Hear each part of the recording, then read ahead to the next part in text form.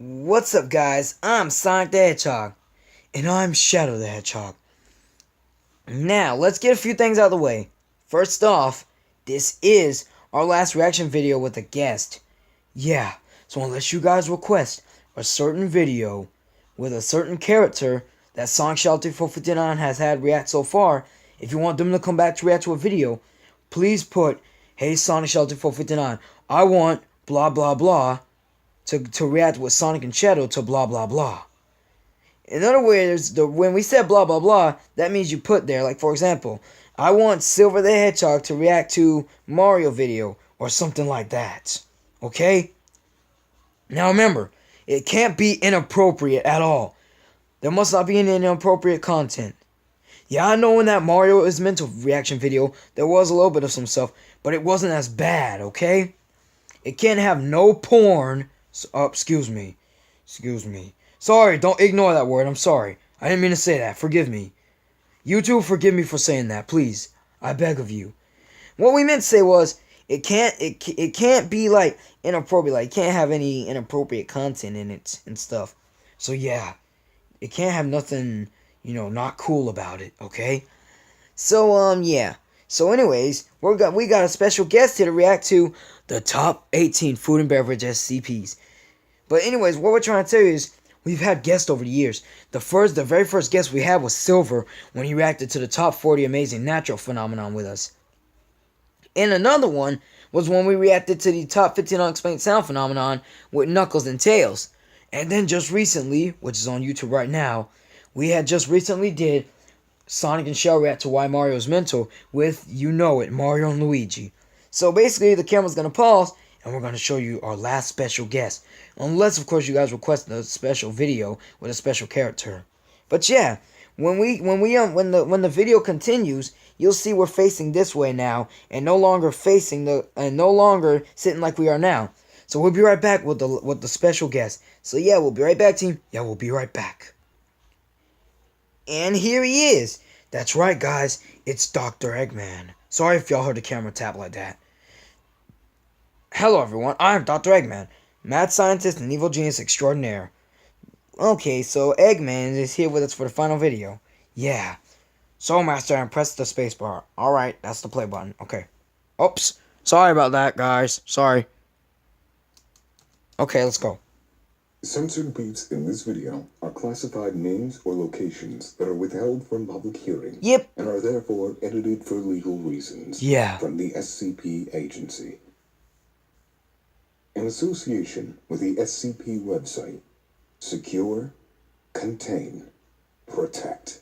Okay. This video contains disturbing and violent content. And yes, we have Tats' permission to upload this. Yeah, I hope so. Tats, please forgive us, please. Okay? The SCP Foundation is a secret organization of scientists who are devoted to collecting and containing all the supernatural objects and creatures in the world for the sake of protecting the rest of mankind from them. Yeah. SCP stands for Special Containment Procedures and their unofficial motto, Secure, Contain, Protect. Items contained by SCP are classified as one of the following. Yeah. They're either safe, which are items that can be reliably and safely contained and can be handled safely in the proper procedure conditions. Yeah. Euclid, which means they're unpredictable and harder to contain than the safe objects. Okay. And Keter. Yeah. These objects require extensive and precise containment procedures. Alright. And most Keter objects pose an enormous threat to humanity. Now, guys, this is a top 18.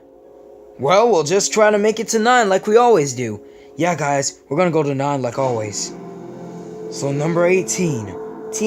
Number 18, team. SCP-1916. Cool. Object class, safe. Alright. An instance of SCP-1916 consists of 6 hard sugar confections of the type commonly referred to as jawbreakers or gobstoppers. Okay. Designated as SCP-1916-1 through SCP-1916-6. Yeah. Chemical analysis indicates that SCP-1916 are primarily composed of sugar and trace amounts of common food additives and colorings, as well as significant quantities of They wouldn't tell it. Each individual candy They're is not going spherical, measuring approximately 3 centimeters in diameter, Right. and is brightly colored in a distinct pattern. SCP-1916's anomalous effects manifest when an individual candy is consumed by a human being. Alright. Within 10 to 20 minutes of consumption, the individual's weight will increase or decrease by a fixed percentage based on which candy the subject has consumed. Okay. No physical change in the subject's size or mass has been observed in conjunction with this effect. The subject will function as though the gravitational field of their current environment has been significantly altered. Okay. Subjects testing SCP-1916 have in certain instances demonstrated an ability to jump or carry well in excess of normal human ability. Whoa! And in several instances have proven able to escape Earth's gravitational field entirely as a result of their own physical ability. Dadgum. This effect lasts for approximately 90 minutes before gradually dissipating, and test subjects who survive the effects of SCP-1916 show no indications of any form of long-term illness. Yep. At present, the Foundation is in possession of 738 unique instances of SCP-1916, each identical in packaging and composition. Each instance of SCP-1916 is individually wrapped and contained in a cardboard box, with the individual candies held in a plastic tray within the box. Yeah. The front face of the box features a stylized image of a child wearing a transparent glass helmet over his head and riding on the back of a Saturn rocket in outer space, emblazoned with the product name, Dr. Wondertainment's Zero-G-Whiz Moon Rocks. Oh, so he thinks they're moon rocks? That's cool. Yep. Oh yeah, if you guys see those little gray blocks covering something, SCP-643. Object Class Safe. it means they're not showing it. SCP-643 is a collection of 79 chocolate candies. Yep. Individual instances of SCP-643 do not appear to have notable aesthetic differences from normal chocolates, and on average weigh between 100 and 160 grams. Instances of SCP-643 have a much lower melting point than ordinary chocolates, and have been observed to melt at temperatures as low as 15 degrees Celsius. If any portion of SCP-643 moves into a liquid state, its anomalous properties will manifest. While it's in a liquid state, SCP-643 will become highly mobile and will start to move to the nearest edible substance. When a suitable substance is found, SCP-643 will cover as much of its mass as possible. Cool. Any substance that is covered with SCP-643 will begin to exude a strong, pleasant aroma. Yeah. Organisms that consume SCP-643 become instances of SCP-643-1. Instances of SCP-643-1 will possess the same desirability as any edible substance coded in SCP-643. However, note that instances of SCP-643-1 are not covered by SCP-643, which is digested normally. Okay. Any organism that views an instance of SCP-643-1 will attempt to consume it regardless of any previous relation. Organisms who consume portions of SCP-643-1 instance will describe the experience as highly pleasurable. What? SCP-643 was recovered from a freezer located inside a bakery in Jacksonville, Florida, where police had arrested 3 employees for cannibalizing their coworkers and several of the bakery's patrons. Ooh. Agents embedded in a local police department noted that SCP-643 had caused the incidents and recovered 79 instances of SCP-643 from the bakery. Okay. Witnesses were administered Class C amnetics, and SCP-643 was classified as safe in 1978. Okay. So there's nothing bad about it so far. One day they could change it to either Keter or even Euclid. SCP-1335. Object Class Safe. Safe. SCP-1335 is a fortune cookie identical in appearance to a standard fortune cookie manufactured by Wonton Food, Inc. Whoa. It displays the anomalous effect of releasing approximately 100 milliliters of liquid every hour. The liquid released from SCP-1335 is composed primarily of water, but contains traces of lead and calcium as well as an unidentified organic compound. Lead? SCP-1335 is contained at in 19... Right. Upon arrival, Foundation agents discovered SCP-1335 in a fountain being displayed as a genuine Buddhist artifact. At the time of the containment, the restaurant had begun an advertising campaign encouraging customers to come and anoint themselves with the blessings of Confucius. Okay. The owner of the restaurant, employees, and customers present at the time were administered Class C amnetics, and a standard disinformation campaign was established. Oh. Despite extensive testing, the liquid released by SCP-1335 has not been found to possess any anomalous properties. SCP-1335 contains a strip of paper within its shell. Efforts to remove this object without damaging SCP-1335 are ongoing. SCP-1335 is contained in a standard safe class containment unit at site. The containment unit is fitted with a drainage system, and the collected liquid is disposed as level 1 anomalous waste. Yeah. Yeah, guys, like we told you, every time you hear those beeps, it means they're not gonna tell you where anything is. SCP-156. Object Class, Euclid. Cause it's dangerous. SCP-156 and you don't want to go there. Exactly 181 pomegranate arrows. Arrows. The number of instances of SCP-156 is constant.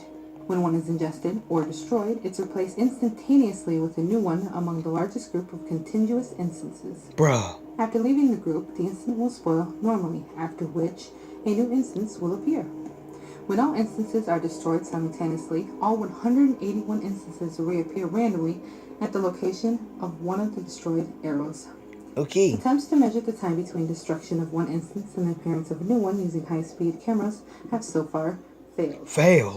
If SCP-156 is ingested between March 21st and September 20th, subjects display no signs of infection until noon of September 21st, Dang. when all vital processes abruptly cease. What? A similar effect is observed immediately when SCP-156 is ingested after September 21st. Oh no. Despite being technically dead, post-mortem examinations of subjects have been unable to discover a cause of death. Oh no. Subjects appear to have been in perfect health, aside from any pre-existing conditions. Oh. Infected subjects remain in this dormant state until noon of March 21st, What? when life processes restart. Cool.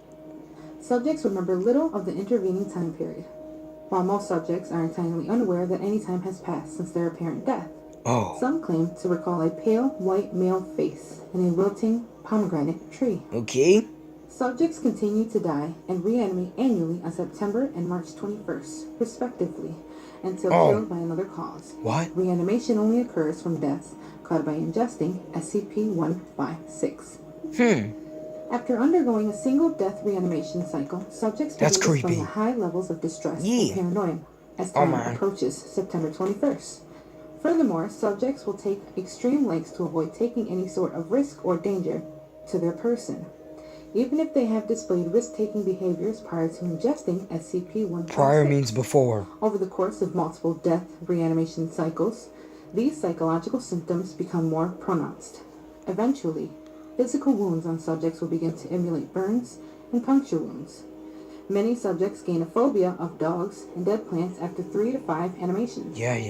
SCP-156 is kept in a refrigerated storage unit. Sorry about that, Tats. I apologize. Except when removed I didn't mean for to say it. experimentation. Infected subjects should be kept within a secure storage unit unless the experiment's parameters indicate otherwise.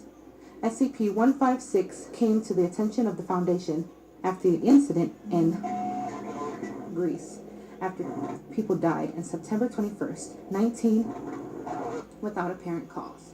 The Foundation became involved after locals reported the return of several of the dead who had been interned in above-ground vaults the following spring. So, those things, if you eat them, you'll die, but you'll just be brought back alive. Awesome! SCP-207. Yep. Object Class, Safe. SCP-207 refers to a crate containing 24 Cola brand cola drinks. Oh. The bottles are designated SCP-207A to 207X. Okay. SCP-207B is currently the active bottle for testing, and no other bottles are to be opened without authorization from 2 Level 4 researchers. Okay. All bottles have been clearly labeled to aid identification. The liquid held inside these has been confirmed to be identical across all of SCP-207 and should not be ingested outside of supervised testing. Yeah, they have to be The watching. liquid has been classified as SCP-2071 and is to be treated as a Class 2 chemical hazard. SCP-2071 does not appear to alter with age. However, the active testing bottle should have its protective cover kept on outside of removing liquid for testing. Alright. Mass spectroscopy and chemical tests have shown higher than usual concentrations of caffeine and sugars, along with... Yeah. The practical effect of this is when a subject drinks SCP-2071, they will effectively no longer need to sleep or rest. Awesome. In addition to removing the need for rest, SCP-2071 also causes an increase in motor, reaction, and psychological functions. Awesome. The increase is linear in progression, with an estimated 50% increase every 6 hours. The practical application of ingestion is that the subject is able to think, react, and move faster than others who have not ingested SCP-2071. I need that. Mental proficiencies show the IQ of the subject to rise in line with other increases. No, you don't, Eggman. However, SCP-2071 does not alter the body of affected subjects. Oh. No subjects have lasted longer than 48 hours during testing, with the cause of death varying from massive internal organ failure to exsanguation due to major artery ruptures. Alright. Subjects also begin to show stress after roughly 24 hours, usually making each movement extremely carefully in order to avoid accidents. SCP-207 is stored in a waterproof locking metal container. The key is issued to the current head researcher of Site Biocontainment Area. Right. SCP-207 is retained inside this area at all times, and all personnel entering the area are checked for any food or drink items, in addition to any other searches required. Any staff seen ingesting SCP-2071 are retained for future study, with all Foundation clearance levels removed. So yeah, Eggman, you don't want to drink that. Because if you do, something bad could happen eventually. Yeah, you're right, guys. SCP-377. Yep. Object class, safe. Safe, alright. SCP-377 is a box of the Choi brand fortune cookies. Cool. The box was full when it was recovered from the remains of and has since restocked itself regularly. Oh, it can rebuild? Every 12 hours. So you can put its more in there The after cookies eating. within the box are individually wrapped and are, according to all tests, completely ordinary. Oh. Each cookie contains one 18mm by 58mm piece of paper. Yeah. On which a fortune is written in blue ink. My favorite color. All of the properties are consistent herein with a box of cookies from this brand. And my glasses color.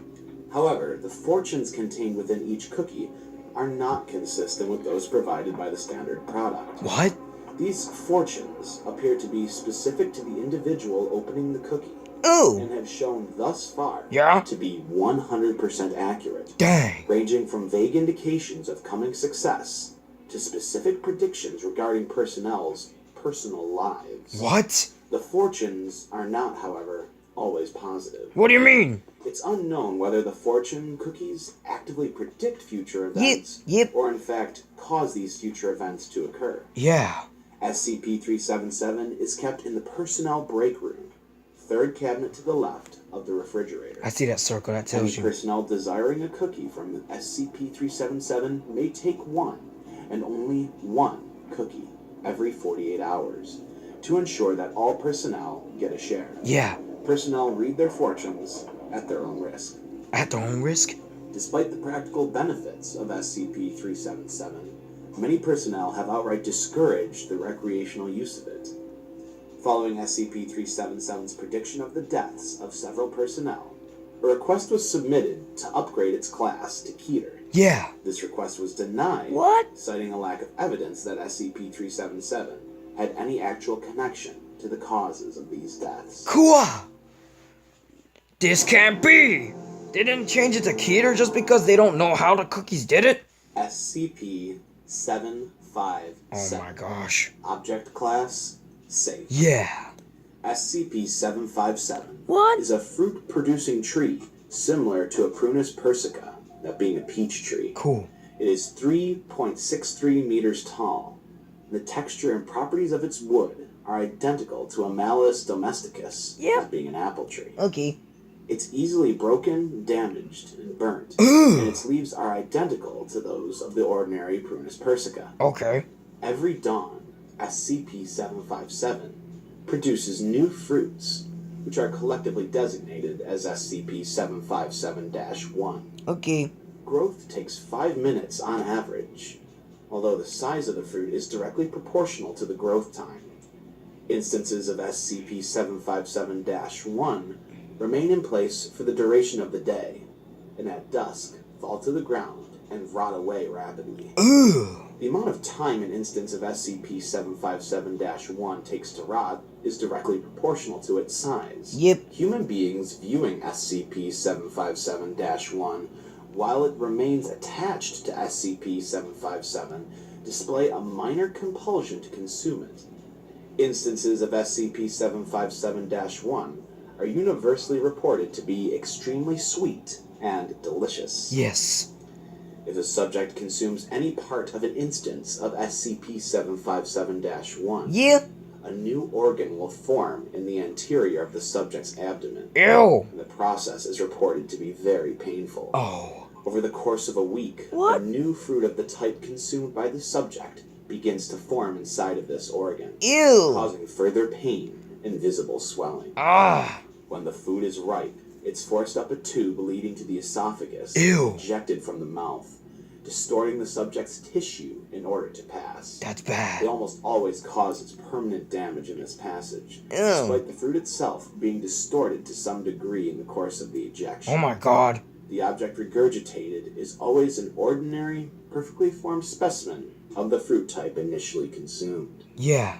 SCP-757 has been observed to produce the following types of fruit in a decreasing order of frequency. Okay. Peaches, plums, apples, pears, watermelons, bananas, pineapples, strawberries, blueberries, raspberries, blackberries, kumquats, kiwi fruit, lemons, and in one case, pumpkin. So just the whole fruit of the universe. There is presently no cure for SCP-757's effects. If the new organ is surgically removed before fruit regurgitation, it regrows at an identical rate to that of the first growth. Testing to determine a physical, chemical, genetic, or foreign cause of the effects is pending. What? SCP-757 has been transplanted to a garden plot at Biosite 103, which is to be under constant surveillance.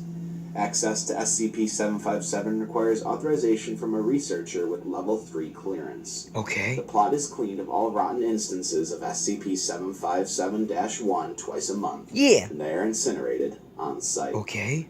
SCP-757 was discovered after several reports of people regurgitating fruit appeared in a local newspaper. Gross. It was eventually discovered in the backyard of an abandoned house. And a large amount of rotten fruit was found at its base. Dang. Along with several malnourished corpses. Oh my god. Oh my god, is right, Eggman. Okay, so, we got a few more to go. SCP-2941, Object Class, Euclid. Euclid? What? SCP-2941 is the collective designation for an anomalous population of fruits and vegetables. What? SCP-2941 only superficially resembles their non-anomalous counterparts and differ from non-anomalous fruits and vegetables in both behavior and growth patterns. SCP-2941 instances possess limited sensory awareness, are capable of locomotion, and furthermore, some have shown the ability to speak, though how SCP-2941 instances manage to vocalize is currently unknown. What? Under optimal containment conditions, the physical size of each instance of SCP-2941 conforms to the average size of comparable specimens in its particular species. However, rapid growth will occur when any instance of SCP-2941 is presented with verbal or physical affection, as well as any other kind of positive reinforcement. Instances will also exhibit this property when engaging in pleasurable activities. No upper bound of SCP-2941's enlargement has been shown through on-site testing and by Foundation computer modeling. Proper demoralization must be maintained on a regular basis, as any instance left alone for a period of between 3 to 5 hours will be growing at a noticeable rate. Foundation researchers have hypothesized that each instance of SCP-2941 has an innate, highly positive self-image that must be countered at all times. A few examples of the currently contained SCP-2941 are as follows. SCP-2941-1 is a red apple that pleasured itself by rolling around in a circular path with its containment cell until researchers were able to convince SCP-2941-1 that any movement at all will awaken a massive parasitic worm living inside of it. Which would kill it. SCP-2941-3 is a melon and is very quickly to notice nearby individuals and will repeatedly vocalize questions regarding the quality of its roundness.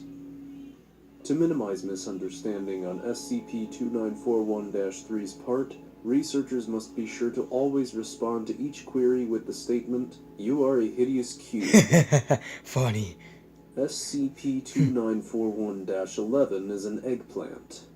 As long as SCP-2941-11 has been under the Foundation's care, it has repeatedly vocalized only one sentence with variation. "Hoo boo, I love you." -11's morale has, through much experimentation, shown to decrease the most when addressed with the carefully enunciated response, "You should be hurled into the trash." SCP-2941 entities appear as a fennel, banana, green pepper, Persian lime, turnip, mushrooms, peach, and cantaloupe. All known instances of SCP-2941 are kept within separate and fully isolated biocontainment chambers within Site-103.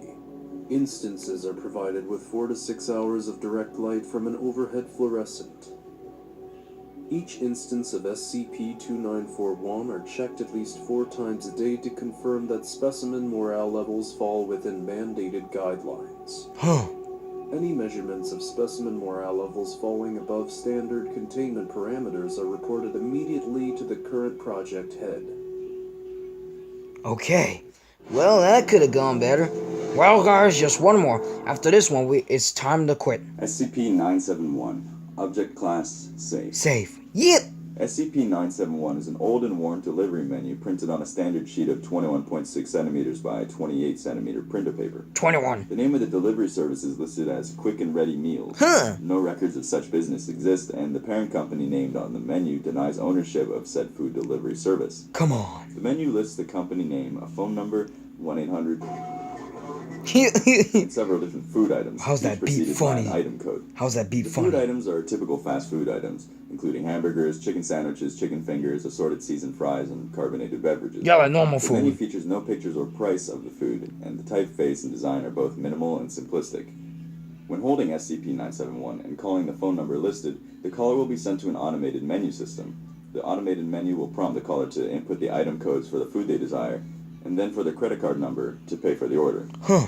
Once the item codes and credit card number are input, the automated system will tell the caller the total price, thank them, and then disconnect the call. Okay. The caller's credit card will be immediately charged for the total price of the order, plus the local tax rate for prepared food. Dang. Once the call disconnects, about 15 or 20 minutes will pass.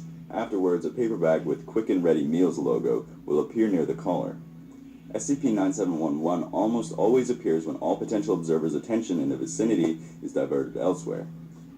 Remote video observation of SCP-9711's appearance has been recently right there where the successful, circle is. as it simply appears instantaneously with no visual indication of its method of delivery. SCP-9711 will contain the same items chosen in the phone menu, and all the items will be cooked and prepared to normal food safety and inspection service health standards. Aside from the method of delivery, the only other anomalous feature of the food delivered is the undefinable meat used for the listed burgers, sandwiches, and other meat-containing items. I see it back there. Yep. The meat used in the food is from assorted animals on the EEC endangered species list. Ew! Further DNA testing on the meat, as well as reports of sudden weight loss and muscle mass loss in animals from several zoos, confirms meat from pandas, cheetahs, red wolves, sand cats, and other species recognized as endangered. Oh man. Currently, all meat tested from meals that SCP-971 provides are from animals that are commonly known endangered species to the general public. Like penguins. The food does not seem to cause any compulsion to eat it, nor does eating the endangered animal fast food meals cause any overt physical harm to the subjects eating it. Good. Occasionally, other copies of SCP-971 are found outside of Foundation control. Scanned and printed copies of SCP-971 have the same abnormal properties of the original. These copies are to be confiscated and destroyed. Yeah. Due to the lack of memetic effects or mobility from SCP-971, this SCP is considered safe and requires only minimal containment procedures. SCP-971 is kept in its labeled file folder and locked in the file cabinet 26 in Site-19's file vault when not being used for testing. Okay. Keys to both the file vault and file cabinet 26 are held by on-site senior administrative members, and access to SCP-971 for testing is allowed only with explicit written permission from Level 4 personnel or higher. Alright. Well, yep. Well, team, that was long. That was a very long video. Yep. It was a very long video. But just like that top 15 unexplained sound phenomenon we were doing, and any other top 15 for that matter, we'd always stop at 9. So in part 2 we'll continue and finish it off. So yeah, thanks for watching, and we'll see you guys in part 2. Yep. Now, some of you guys might not get through this video based on how long we made it. But let's hope you guys can. Because if you watch through it all, you'll understand stuff. So yeah, we'll also put the link for this video and Tats channel like always. Yeah. So anyways, we'll see you in part 2, the final. Bye-bye, team. Yep, see you later. Bye-bye, everyone.